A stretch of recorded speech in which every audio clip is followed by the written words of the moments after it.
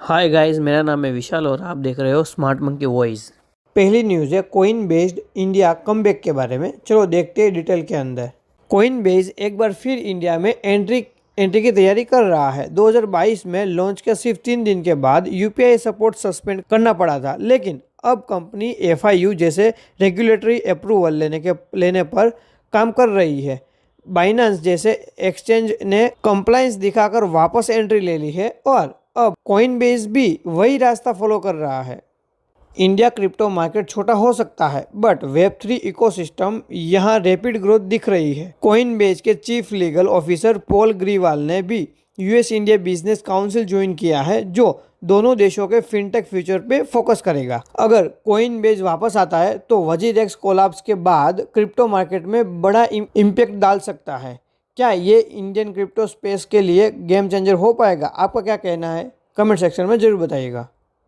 अगली न्यूज़ है Meta Furiosa AI को एक्वायर कर सकता है। चलो देखते हैं इस वीडियो के अंदर। मेटा एक नए एआई चिप डील की तैयारी में है। रिपोर्ट के मुताबिक company south Korea chip startup Furiosa AI को एक्वायर करने की बात कर रहा है, जो एआई मॉडल जैसे एल लामा 2 और एल लामा 3 के लिए हाई परफॉर्मेंस चिप बनाता है। ये स्टार्टअप एक सैमसंग और एएमडी एम्प्लॉय ने शुरू किया है। अब तक वो 61.94 मिलियन की फंडिंग रेज कर चुका है। मेटा का एम है अपने एआई हार्डवेयर को स्ट्रॉन्ग बनाना और एनवीडिया पर डिपेंडेंसी कम करना। 2024 में मेटा अपने एआई प्रोजेक्ट पर 65 मिलियन तक खर्च करने का प्लानिंग बना रहा है। अगली न्यूज़ है एलोन मस्क की एंड ट्रम्प के बारे में। चलो देखते हैं इस वीडियो के अंदर। एलोन मस्क की कंपनी एक्स ने फॉर्मर प्रेसिडेंट डोनाल्ड ट्रंप को 10 मिलियन देने का डिसीजन लिया है। 2021 के बैन से जुड़ी लॉ सूट सेटलमेंट हो सकता है। पहले ये केस ट्विटर के अगेंस्ट था, जब जैक डोसी इस ओनर थे। ट्रंप को जनवरी 6 रियोट के बाद बैन किया गया था, जिस पर उन्होंने लीगल एक्शन लिया था। मस्क ने 2022 में ट्रंप का ट्विटर अकाउंट वापस रिस्टोर किया था और 2024 के अंदर कैंपेन के लिए उसने 250 मिलियन तक स्पेंड किया था। जनवरी में मेटा भी एक सिमिलर केस के सेटल कर चुका है, जिसमें 25 मिलियन का पेमेंट हुआ था। क्या आपको लगता है ये सेटलमेंट जो हुआ है वो फेयर है? अगली न्यूज़ पे जाने से पहले आप लाइक का बटन दबा दीजिए। आप लाइक का बटन नहीं दबा रहे हो, और चैनल को सब्सक्राइब कर दीजिए। अगली न्यूज़ है मैजिक पिन के रेवेन्यू के बारे में।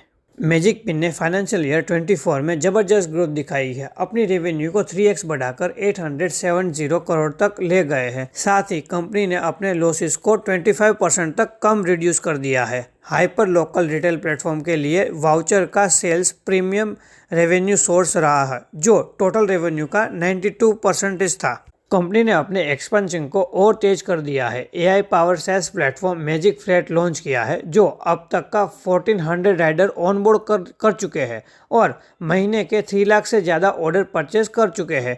मैजिक नाउ जैसे फीचर्स भी फास्ट डिलीवरी के डिमांड को मीट करने के लिए इंट्रोड्यूस किया गया है। मैजिक पिन ने अपने एक्सपेंसेस को कंट्रोल करने पर भी फोकस कर रहा है, जिसकी वजह से लॉसेस 78 करोड़ तक रिड्यूस हो गया है। कोई एक्सटर्नल फंडिंग रेज किए बिना कंपनी ने ओएनडीसी में अपनी लीडरशिप पोजीशन को पूरा फायदा उठाने की तैयारी में है। इंडिया का लार्जेस्ट हाइपर लोकल स्टार्टअप और ओएनडीसी के टॉप सेलर ऐप बनने के बाद मैजिक पिन अपने पोजीशन और भी स्ट्रॉन्ग कर रहा है। अगली न्यूज़ है ऑफिस के रेवेन्यू के रिपोर्ट के बारे में।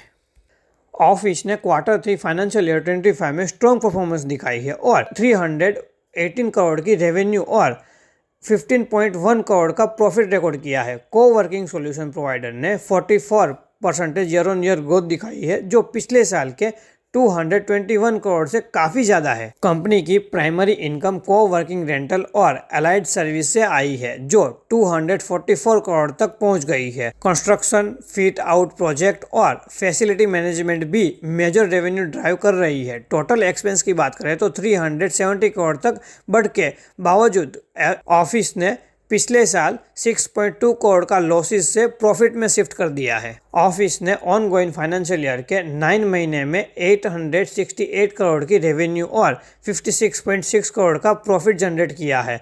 हालांकि स्टॉक जो प्राइस है वो 664 पर शेयर पर क्लोज हुआ है, जो 3.36% से डिक्लाइन हुआ है।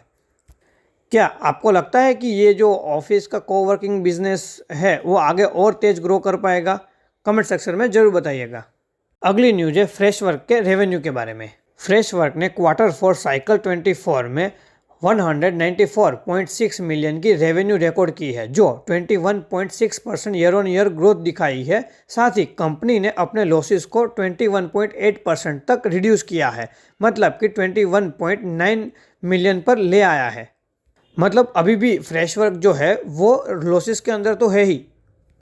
पिछले साल की बात करें तो फ्रेशवर्क का ओवरऑल रेवेन्यू 720 मिलियन तक पहुंच गया था, जो साइकिल 23 का 596 मिलियन से 20.8% से ज़्यादा है। सेल्स, सपोर्ट और आईटी सॉल्यूशन प्रोवाइडर ने new balance, rolling, sporting goods और सोफोस जैसे नए क्लाइंट ऑनबोर्ड किया है।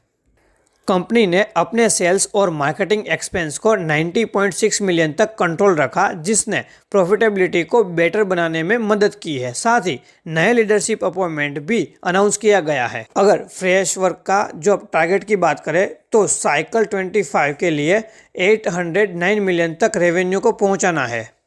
आपको क्या लगता है ये जो टारगेट है वो अचीव कर पाएंगे? अगली न्यूज़ है मामाअर्थ के बारे में।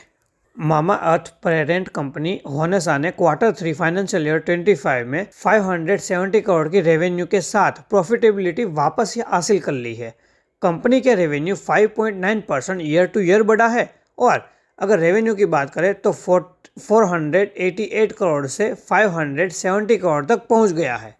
B2C ब्यूटी और पर्सनल केयर ब्रांड का मेजर रेवेन्यू स्किन, हेयर और बेबी केयर प्रोडक्ट से आया है, जबकि 90.2 करोड़ नॉन ऑपरेटिंग एक्टिविटी से ऐड हुआ है। टोटल एक्सपेंडिचर 507 करोड़ तक पहुंच गया है, लेकिन कंपनी ने 26 करोड़ का प्रॉफिट रिपोर्ट किया है, जो Q2 फाइनेंशियल ईयर 25 के 24.3 करोड़ के लॉसेस को बड़ा टर्न अराउंड करता है।